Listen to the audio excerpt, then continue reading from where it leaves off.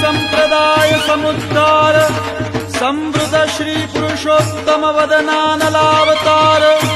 सर्वाम्नाय संचार वैष्णवाम्नाय प्राचुर्य प्रकार श्री बिल्व मंगलाचार्य सांप्रदायिकार्पित साम्राज्यासन अखंड भूमंडलाचार्य चक्रचूड़ामणि विद्यावाचस्पति दश दिगंत विजयी श्री भागवत प्रतिपद मणिवर भावांशुभूषिता मूर्ति पदवाक्य प्रमाण पारावार पारीण